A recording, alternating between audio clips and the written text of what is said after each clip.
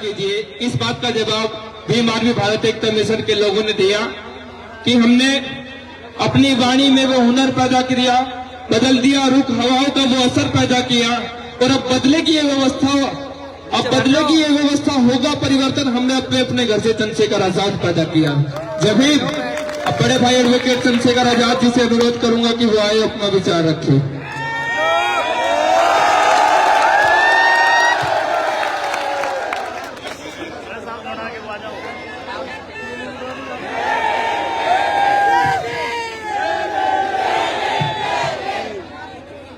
जय भीम।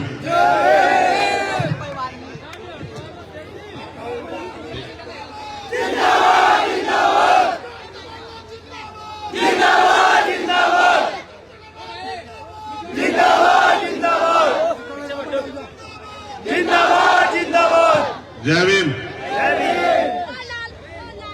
मैं अपनी बात रखने से पहले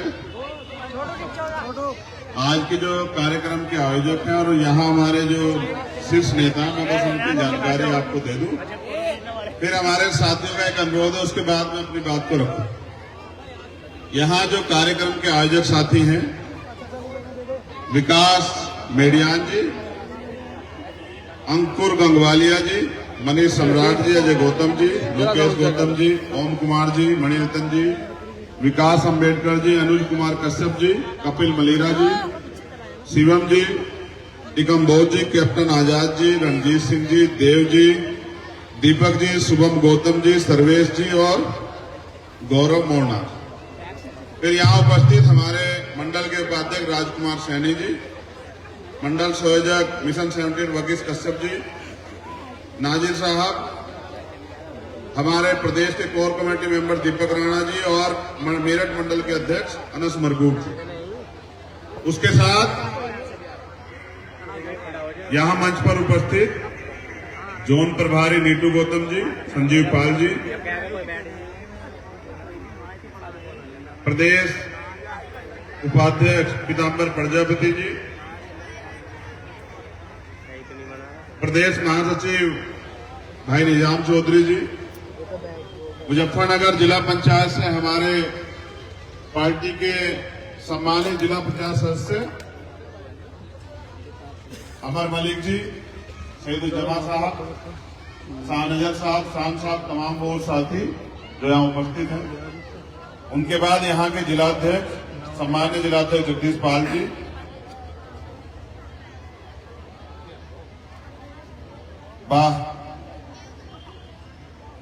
प्रमोद कलसल जी, दिनेश कुमार जी, बबलू चौधरी जी, नरेंद्रपाल फौजी जी, हरिमोहन जी और रंजीत अंबेडकर जी। धन्यवाद, बहुत बड़ा काम है।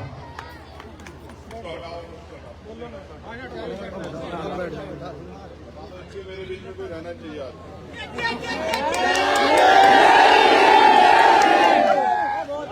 धन्यवाद। एक और साथी जो हमारे भीम आर्मी के जिलाध्यक्ष हैं,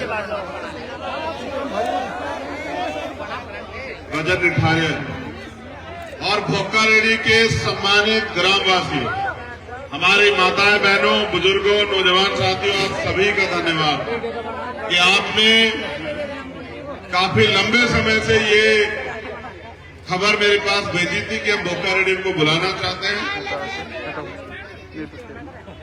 मैंने यहाँ की टीम को से कहा था कि मैं बहुत जल्द आऊंगा, काम जिस दिन कम होगा उस दिन मैं आ जाऊं।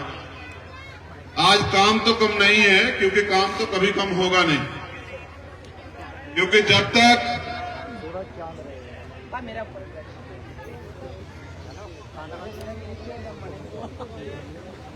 हो गया फोटो, अब बैठ जाओ, तुमसे क्या नहीं, बैठ जाओ। इनको पत्रकार बने रहने दो, तुम के पत्रकार बनके क्या कहोगे? मैं तो मैं नेता बनाना चाहता हूं, तुम पत्रकार बनना चाहते हो।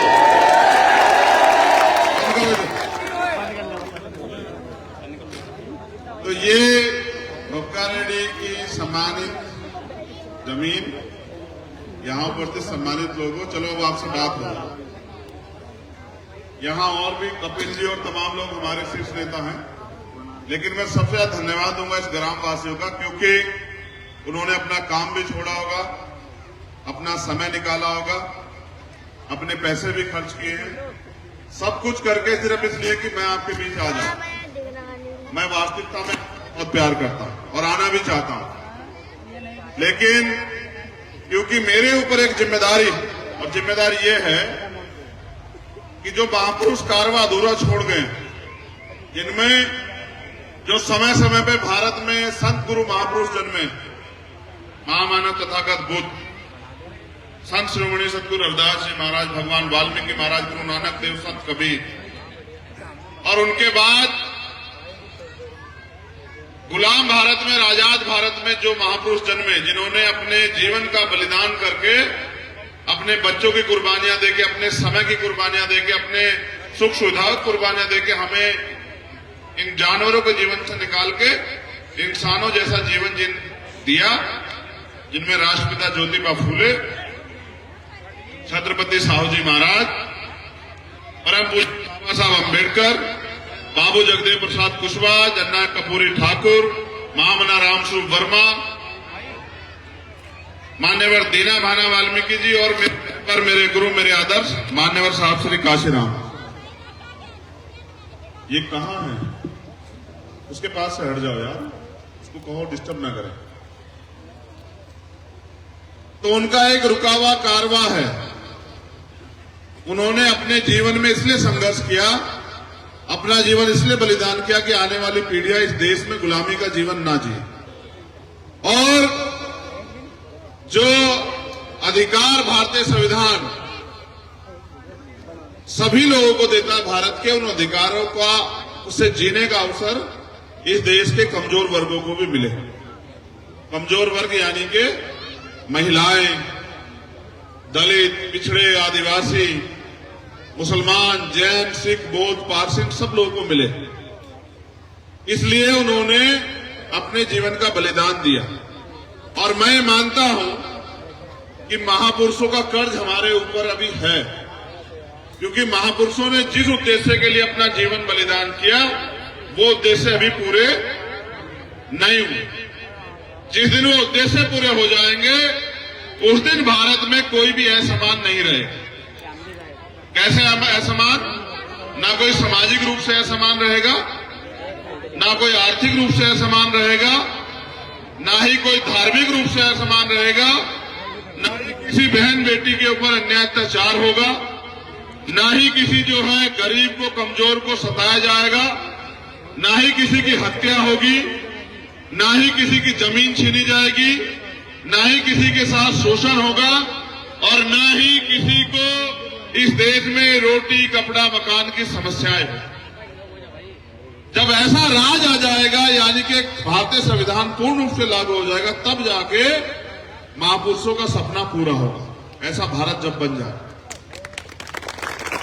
मगर ये ना तो ये तालियां बजाने से बनता, और ना ही किसी को गालियां देने से बनता, और ना ही रोने से बनता, ना चिल्लाने से बनता। ये बाबा साहब अम्बेडकर अपने पूरे जीवन के संघर्ष का निचोड़ हमें वोट के रूप में देके गए कि भाई मैं तुम सब लोगों के हिस्से में वोट देके जा रहा हूं। इस वोट को जोड़ के प्रधान से लेके प्रधानमंत्री बना के अपनी सत्ता स्थापित करना, उस सत्ता के बलबूते जो परेशानियां तुम्हारी जिंदगी में, उनको दूर कर लेना।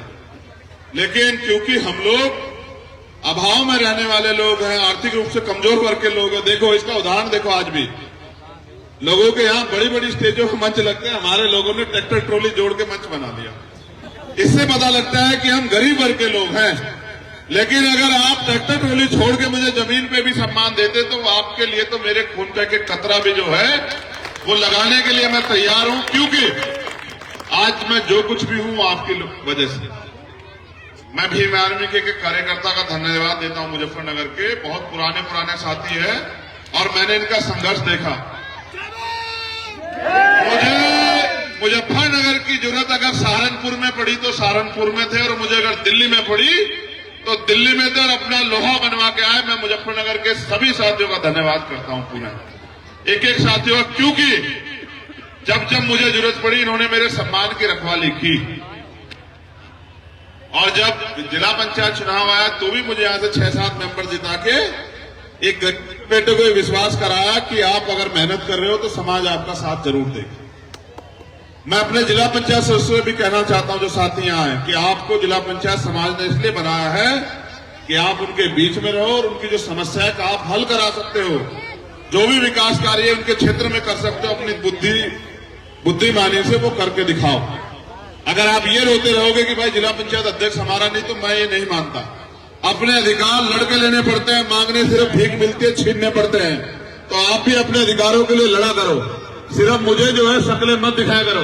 आपके ऊपर जो जिम्मेदारी है उनको जो है अदा किया करो, क्योंकि कल जब मैं आपके लिए जाऊंगा वहां जनता के बीच पूछने के लिए, तो कहेंगे आपका जिला पंचायत सदस्य बनने के बाद तो आया नहीं, फिर दूसरे लोगों में आप में फर्क क्या बचेगा।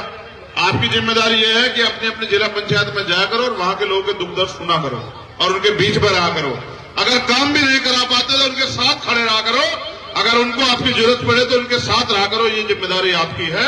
अगर आप इसको निर्वहन नहीं कर रहे तो अगली बार मैं भी आपके लिए वोट नहीं मांगूंगा, बिल्कुल साफ बात। लेकिन आज हम लोग यहाँ भोक्का रेडी में हैं। मैं जब सुबह उठता हूं तो अपने फोन में चेक करता हूं कि अन्य अत्याचार तो नहीं हो गया, कहीं रात में कहीं कोई समस्या तो नहीं खड़ी होगी।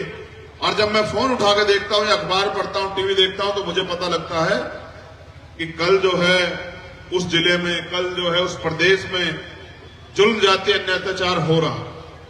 लेकिन हम ये कभी नहीं समझ पाए कि ये जुल्म जाति अन्य अत्याचार रोने चिल्लाने से नहीं, ये जुल्म जाति अत्याचार तब रुकेगा जब हम अपने वोट का सही प्रयोग करें। आप जानते हैं जिस दिन से मैं संघर्ष में आया, ये विकास भी मेरे संघर्ष का साथी है। आज यहाँ अमरेश के पिताजी भी हैं। वो अमरेश जिसने 2 अप्रैल को यहाँ हमारी आजादी के लिए उस आंदोलन में बलिदान दिया था, मैं उस परिवार को भी नमन करता हूँ। उनके पिताजी का भी धन्यवाद करता हूँ कि वो हमेशा खड़े रहते हैं। ऐसे वीरों का नमन होना चाहिए। मैं यहाँ उन सभी साथियों को संघर्ष कर रहे हैं उनका भी धन्यवाद देता हूँ। मगर मेरा आपसे एक सवाल है, यहाँ जुल्म जाति अन्य अत्याचार होता है, कई मामले, मांडले का मामला है और कई मामले, आप उससे कहते हो मदद कर दो। लेकिन मदद करने से बताओ मैं क्या अभी कोई सरकार में बैठा हूं? क्या यहाँ हमारे विधायक बड़ी संख्या में है? क्या डीएम एसएसपी हमारे कैसे लगे हैं जो हमारी मदद करेंगे? वो तो हमारी मदद तब करेंगे जब आप अपनी सरकार बनाने की तरफ आगे बढ़ोगे, जब आप मेरे ऊपर भरोसा करके और यहाँ मत देने का काम करोगे। फिर डीएम एसएसपी आपकी मदद थोड़ा या आपकी रखवाली करेंगे। फिर डीएम एसएसपी, भाई डीएम एसएसपी जो है वो सरकार ही तो लगाती है। ये लोकतंत्र है। रानी का बेटा राजा थोड़ा बनेगा, राजा वो बनेगा जिसको आप वोट दोगे। और राजा बनाने के लिए आपको कोई तलवार थोड़ी उठानी है, ना बंदूक उठानी, ना ही आपको जो है घोड़े और गधों में बैठ के लड़ाई लड़नी है, बस वोट देना है। आप हजारों साल से इस देश में अन्याय अत्याचार सहते रहे और भारत को आजाद हुए 75 साल हो गए हैं और इस देश में लोकतंत्र आए 72 साल हो गए। आज भी आपकी जिंदगी नहीं बदली। आपको अच्छे मकान नहीं मिले, आज भी रोटी के लिए सुबह उठ के संघर्ष करना पड़ता है, आज भी बच्चों के इलाज के लिए उधार पैसे लेने पड़ते हैं, बेटियों की शादी के लिए जो है आपको किसी साहूकार के यहाँ अपनी जमीन रखनी पड़ती है, आज भी अगर बच्चों को अच्छी जगह पढ़ाना हो तो आपको लोन लेना पड़ता है, उधार करना पड़ता है। ये सारी समस्या आपके सामने, जबकि इन सारी समस्याओं का हल जो है वो सत्ता है। हमारे लोग मुझसे प्यार तो बहुत करते हैं, मगर पता नहीं मेरा साथ कम क्यों दे रहे हैं। क्या अभी भी आपको मेरे ऊपर कोई शक है? नहीं, ऐसे नहीं, दोनों हाथ उठा के बताओ, ऐसे नहीं मानूंगा गूंगे बैरों की तरह। क्या आपको मेरे काम पे कोई शक है? एक हाथ से नहीं मानूंगा, दोनों हाथ उठाओगे तब मानूंगा। और वो जो ऊपर है उनसे भी पूछ रहा हूं, मेरी बहनें और माएं, क्या आपको अपने खून पे कोई शक है? क्या आपको उम्मीद नहीं कि जब मैं ताकतवर हूंगा तो आपकी तरफ कोई आंख नहीं उठाएगा? बताओ, हैगा या नहीं ये उम्मीद आपको? बताओ मुझे। क्या आपको लगता है मेरे रहते आपके ऊपर अन्याय अत्याचार हो सकता है? बताओ।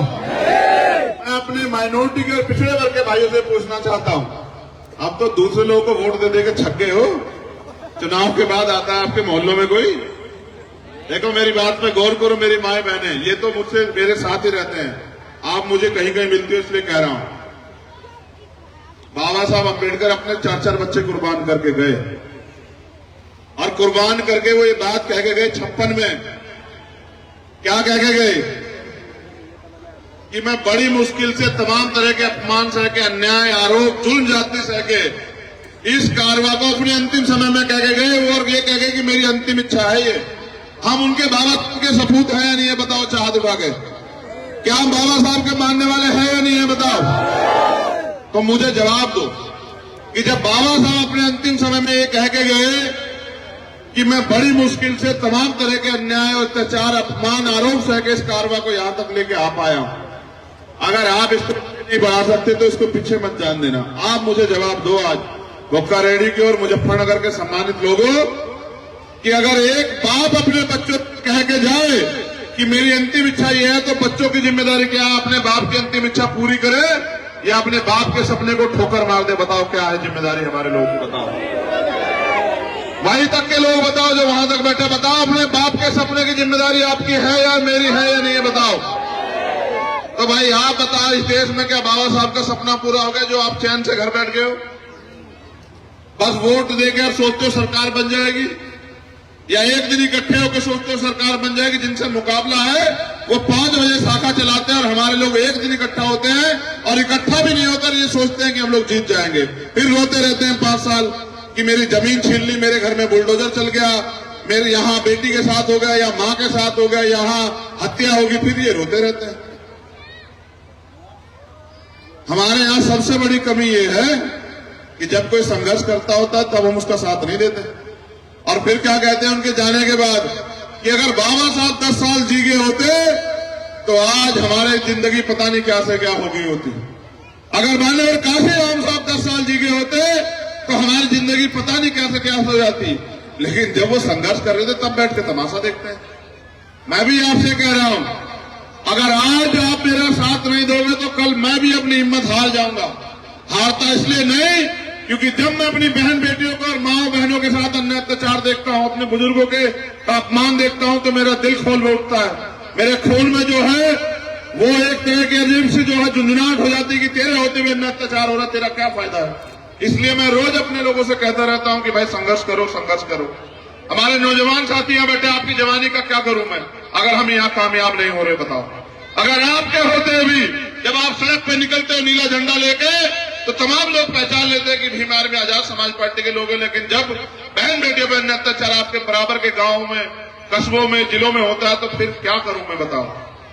आज आप लोगों ने मुझे ताकत तो दी मगर अधूरी ताकत दे रखी है कि संख्या में तो मेरे साथ हो, और जब समय आता है मुझे ताकतवर बनाने का तब आप किसी और के साथ चले जाते हो।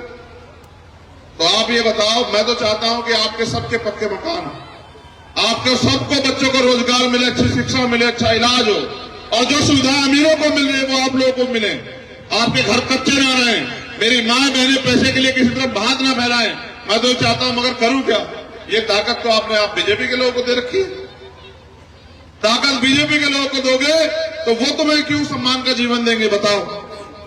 इसलिए मैं आपसे कह रहा हूं, ये नौजवान साथी बैठे, अगर वास्तविकता में मुझसे प्यार करते हो और वास्तविकता में आपके अंदर महापुरुषों का दर्द है कि आप महापुरुषों का कारवा आगे बढ़ाना चाहते हो, तो फिर आपको संघर्ष करना पड़ेगा। आपको घर से निकल के गांव-गांव में जाके लोगों को मेरी बात पहुंचा के जोड़ना पड़ेगा और उनको ये कहना पड़ेगा कि आपने सबको मौका दिया, तो बताओ आपको अपने खून पे भरोसा क्यों नहीं? और अगर भरोसा है तो फिर साथ दो। आप ये बताओ, ये पेड़ देख रहे हो, ऐसा हो गया बिल्कुल अभी कि लंबाई तो खूब है, पहचान भी खूब है, लेकिन ताकत घुस रही है। तो कब तक मुझे ऐसा बना के रखे हुए? क्यों मुझे शाम जैसा नहीं बनाते कि मैं आपको छांव भी दूं और फल भी दूं? क्यों नहीं बनाते बताओ?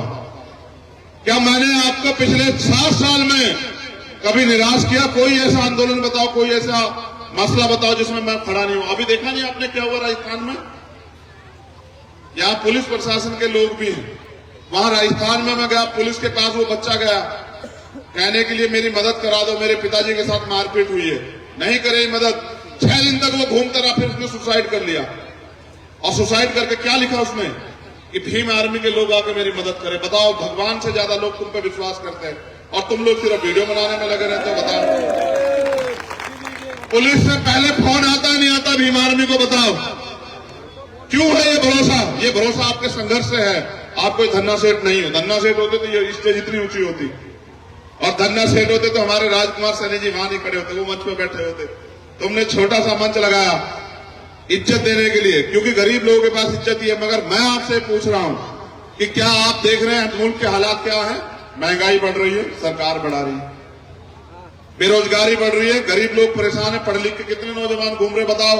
हाई स्कूल पास कितने लोग हैं यहाँ नौजवान? बताओ, हाथ उठाओ जरा, बताओ। आधे नौजवान हाई स्कूल पास। नीचे करो, इंटर पास कितने नौजवान? जरा हाथ उठाओ।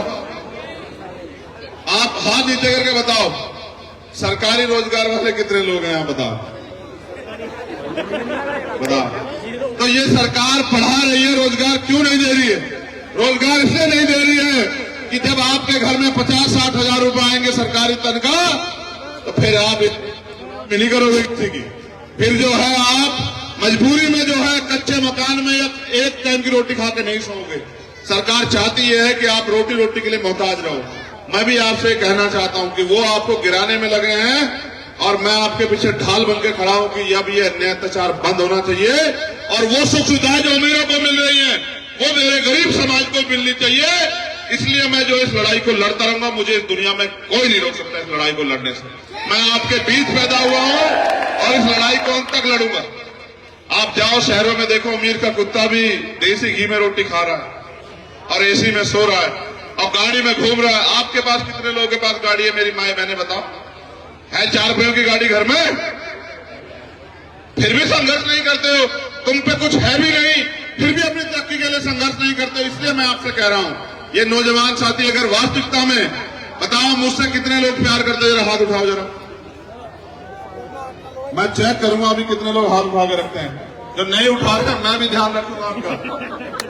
नहीं ठीक है, आओ उधर भी मेरी बहनें हाथ उठाए। बताओ तो फिर मेरी मदद करोगे नहीं करोगे इस बार? देखो मैं रोज रोज किसी गांव में नहीं जा सकता हूँ, जान के क्या कभी मैं आपको खाली बैठा मिलता हूँ? देखो मैं आपसे एक अपने दिल की बात बताता हूँ। बैग पहुंचा दे भाई। मैं जब 16 महीने के लिए जेल में था ना, मेरी माँ मुझसे आके कहती थी कि ये तुझे जेल में मार देंगे। मैंने उनसे कहा था कि चाहे मैं मरूं या जीऊं, लेकिन अब मैंने अपना जीवन अपने समाज के नाम समर्पित किया। मैं 16 महीने एक रात ये जाग के सोता, ये सोने के पहले सोचता था कि अगर आज की रात कट जाएगी और मुझे मौका मिलेगा बाहर जाकर काम करने का, तो मैं अपने लोगों के दुख और आंसू पूछूंगा। आज लाखों माँ ऐसी हैं जो उम्मीद करती हैं कि चंद्रशेखर ताकतवर हो जाए तो हमारा दिन बदल जाए। आज हजारों लाखों करोड़ों बहनें ऐसी हैं जो शाम मेरी लंबी आयु के लिए जो प्रार्थना करती हैं। और ये सिर्फ ऐसा नहीं कि दलितों में, ये पिछड़ों में भी है, ये माइनॉरिटी के लोगों में भी और ये अगड़ों में भी है। वो भी जानती है समाज में भी रहने वाली महिलाएं कि अगर यहाँ महिलाओं को कोई वास्तविक जीवन देगा तो बाबा साहब अम्बेडकर का जो बेटा चंद्रशेखर आजाद है वही देगा। बाकी लोग तो सिर्फ जो है वो गुलामी बना के रखना चाहते हैं। उनके अंदर भी मेरे प्रति जो है सम्मान है और आप भी मेरे लिए जान देने को तैयार। तो क्यों हम मिलके जो है एकता बना के क्यों अपने काम को मजबूत नहीं करते? जो लोग यहाँ नीले पटके पहने बैठे हैं, इसकी कीमत समझते हो नहीं समझते हो? क्या आज बहनें तुम पे भरोसा नहीं करती इस नीले पटके को देख के? तो फिर अब गांव गांव जाके मेहनत करने में कितने लोग साथ दिलाओगे? बताओ हाथ उठा के। नहीं छूटे मत उठाओ, सतपुरुषी का गुरु घर भी है, ऐसे नहीं चलेगा, नहीं बिल्कुल। हाथ नीचे करो, वही उठाओ जिसके मन में दर्द है, जो समाज को परिवार मानता है, जो कुछ करके दिखाना चाहता है, जो इन गुलामी की बेबसी की बेटियों को काट देना चाहता है और जो चाहता है सम्मान स्वाभिमान का जीवन, वही हाथ उठाओ। तो बस तुम्हें काम बता दूं फिर अब देखो, मैं समझता हूं तुम सब पे 4 पहियों की गाड़ी तो नहीं होगी। हो सकता है तुम पे कुछ लोगों पे मोटरसाइकिल भी ना हो, ये तो है। अपने पैरों का यूज करो, अपने आसपास के 10 गांवों में जाकर मीटिंग करो और मीटिंग करके उनके हालात देखो, उनकी समस्या पूछो और उनको कहो कि ये समस्याएं दूर हो जाएंगी अगर आप हमारा साथ दोगे। अपनी बात बताओ, अपने समाज को इकट्ठा करो और गांव गांव में जाके इस मुहिम को आगे बढ़ाओ। मुजफ्फरनगर इतना सारा, आपकी संख्या इतनी सारी है, जाके अपनी बात पहुंचाओ और समाज में बताओ कि अगर भारत का संविधान पूर्ण रूप से लागू होता तो आज हम लोग कहां होते। और ये भी बताओ कि किस तरह से भारतीय जनता पार्टी की सरकार इस संविधान को निस्तानाबूद कर देना चाहती है। आप सोचो और समाज को जागरूक करो, होशियार करो कि अगर भारतीय संविधान नहीं रहा तो मुझे कौन मंच पे खड़ा होने देगा? हमारी संख्या चाहे कितनी हो, जब अधिकार नहीं देंगे, जानवर इस देश में कितने, कौन सा जानवर खड़ा होकर मंच पे भाषण देता है क्या कोई? भाई शेर देखा आपने भाषण देता कभी? कोई भाषण नहीं देता। इंसान को इतना अवसर दिया भारतीय संविधान ने, तो आप मुझे बताओ, ये समाज को अगर हम नहीं समझाएंगे तो वो तैयार कैसे होंगे, होशियार कैसे होंगे? अपनी बहनों को, माओ को, जो हमारे लिए जान भी छिड़कते उनको जाकर समझाओ। जब आप ये काम करोगे तभी आपकी ताकत बने, क्योंकि शक्ति जो है ना वो संगठन में। आप बताओ कितने लोग गांव गांव में जाकर मीटिंग क्या करेंगे, बताओ। फिर झूठे हाथ उठा रहे हो, क्योंकि सब उठाते तो लगता है झूठे, आधे उठाए कम उठाए तो समझ आता है कि सच्चे हैं। बताओ कितने लोग गांव गांव में जाकर मीटिंग करके मेरी बात को पहुंचाओगे। चलो अब आखिरी बात सुनो, क्योंकि ठंड भी बढ़ रही है। ये महापुरुषों का मिशन है और ये ईमानदारी से चलेगा। इसे सींचने के लिए, क्योंकि आजादी की लड़ाई है। आजाद तो देश 1947 में हुआ, लेकिन हमें आजादी मिली 1950 में, जब संविधान लागू हुआ और हमें बराबर के अवसर मिले, समानता की बात आई। तो उस आजादी को बचाए रखने के लिए, यानी कि एक नई क्रांति को जन्म देने के लिए हमें अपने खून से इस मिशन को सींचना पड़ेगा। क्या आप अपने महापुरुषों के मिशन को खून से सींचने के लिए तैयार हो? अगर तैयार हो तो मैं आपसे वादा करता हूं कि 10 साल के लिए मेरा साथ दो। मैं आपसे 1000 साल, 500 साल नहीं मांग रहा हूं, मात्र 10 साल मांग रहा हूं। 10 साल एक माँ बाप अपने बच्चे को पढ़ाते हैं, वो 10वीं पास नहीं होता। मैं आपसे गारंटी से कहता हूं, अपने गुरु घर में खड़ा होकर, कि 10 साल आप मेरा साथ दो, मैं आपको 11वें साल का मौका नहीं दूंगा। मैं दिल्ली की गद्दी पे झंडे को लेकर जाऊंगा, मान्यवर काशीराम साहब के झंडे को। मैं आपसे बड़ी बड़ी बातें नहीं करूंगा कि किला पलट दूंगा। मैं आपको ये कहता हूं कि इस देश में भारतीय संविधान पूर्ण रूप से लागू होगा और इंसान को इंसान माना जाएगा। जाति, धर्म, मजहब के नाम पे, पशु के नाम पे किसी की हत्या नहीं होगी और कोई गैर बराबर नहीं रहेगा। जितने अडानी अंबानी को मोदी जी ने देश को बेच बेच के संपत्ति दी है, मैं गारंटी देता हूं कि पहले दिन उसका राष्ट्रीयकरण करके हम लोग जो है वो पूरी संपत्ति देश के नाम लौटा देंगे और ये जो पूंजीपति है इनको जो विशेष दर्जा देके इनको भी जो है सम्मान देंगे। लेकिन आजाद भारत में आप गरीब क्यों, कभी आप सोचते हो? आप गरीब इसलिए हो क्योंकि अभी मैं भारत पाकिस्तान उसका इंग्लैंड का मैच देख रहा था, जो सेमीफाइनल हुआ। आपने देखा नहीं देखा? हाँ, तो जब वो हो रहा था तो मैंने एक दिन पहले ज्योतिष साहब को भी सुना। 11 ज्योतिष साहब बैठ के बता रहे थे कि सारे योग देख लिए हैं, भारत ही जीतेगा। अंत भारत हार गया, अंत भारत हार गया।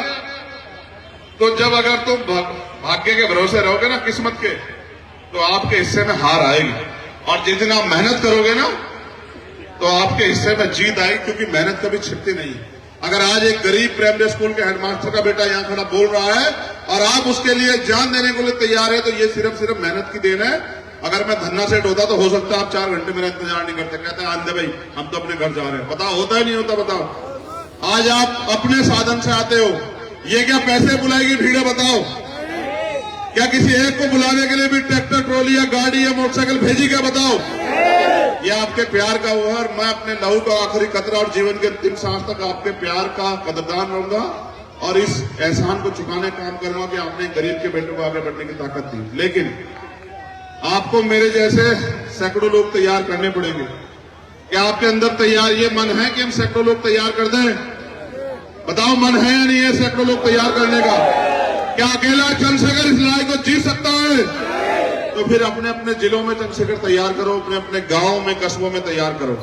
और यहाँ मीडिया के साथी बस मैं उनको एक सूचना दे दूं, पार्टी ने तय किया है कि हम खतौली चुनाव लड़ेंगे। मैं कल इसकी पूरी जानकारी दूंगा, ठीक है? कल पार्टी ने अपना वो दिया है, मैं फिर फाइनल डिसीजन जो है ना कल अपनी पार्टी के लोगों से बात करके दूंगा। हम अभी तक पार्टी के लोग खतौली चुनाव लड़ रहे हैं, कल पार्टी की फाइनल मीटिंग है। कल पार्टी की फाइनल मीटिंग के बाद मैं घोषणा करूंगा चुनाव की, कौन लड़ेगा, कहां से लड़ेगा, ये सारी जानकारी मैं मीडिया के लोगों को कल दूंगा, ठीक है? आज शाम पार्टी की फाइनल मीटिंग है, कल एक बार मुझसे मीटिंग है, उसके बाद फाइनल होगा, उसके बाद हम लोग तय करेंगे कौन लड़ेगा, ठीक है? लेकिन याद रखो कि खतौली में भी हम पीछे नहीं रहने वाले हैं। खतौली में भी इस बार झंडा ठंडा जो है भीम आर्मी का मजबूत रहेगा। अगर खतौली चुनाव लड़ेंगे तो आप लोग मदद करने के लिए आओगे नहीं आओगे? बताओ। वो पैसे पे वर्कर लाएंगे, मेरे पास पैसे वाले वर्कर नहीं है, मेरे पास तो स्वाभिमानी संघर्षशील वर्कर है, अपने साधन पे आना पड़ेगा। आओगे? अगर गरीब प्रत्याशी आता तो आपको वो रोटी भी नहीं खिलाएगा, अपनी रोटी खा के आओगे नहीं आओगे? बताओ। ऐसा तो नहीं हो तुम तेल की इंतजार करोगे वहां। मैंने तय किया अगर पार्टी का फाइनल डिसीजन हो गया तो मैं 3 दिन अपने इन पैरों के बदौलत पूरे कतौली विधानसभा पैदल पैदल घूम के अपने प्रत्याशी के लिए वोट मांगे। अब फिर कह रहा हूं, सरकार के लोगों को भी कह रहा हूं, मुकाबला इस बार गलत आदमी से पड़ गया तुम्हारा। याद रखना, पिछले चुनाव में आया था, आपने खूब मुकदमे किए थे, करो मुकदमे। सरकार बदलेगी, सरकार बदलेगी। मैं इन सारे मुकदमों को अपने कार्यकर्ताओं के वापस करवा दूंगा, आप चिंता मत करो। ये सब झूठे मुकदमे हैं। लेकिन याद रखो कि अगर आप सरकार के इशारे पे झूठे मुकदमे दर्ज करोगे तो कानून ये कहता है कि कोई अपनी ड्यूटी का दुरुपयोग करे तो उसके ऊपर भी कार्रवाई होनी चाहिए। तो याद रखना, आज तो मेरे गरीब कार्यकर्ता आपके झूठे मुकदमे सह लेंगे, लेकिन कल जब ये ताकतवर हो जाएंगे तो फिर क्या होगा भाई?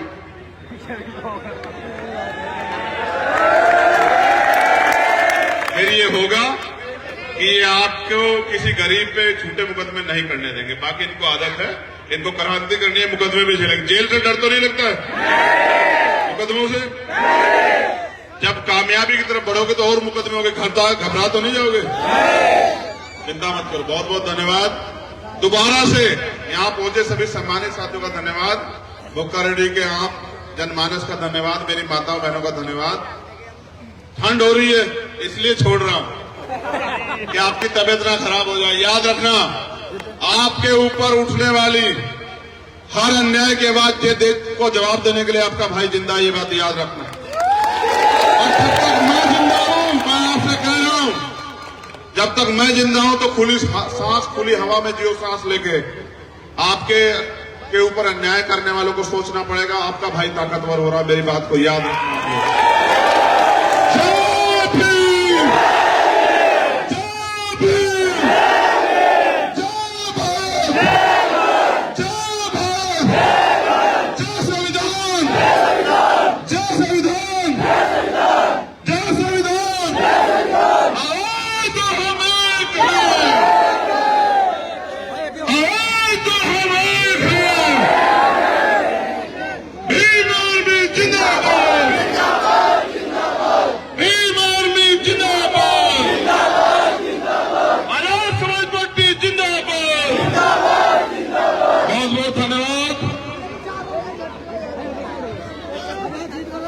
देव करेड़ा जी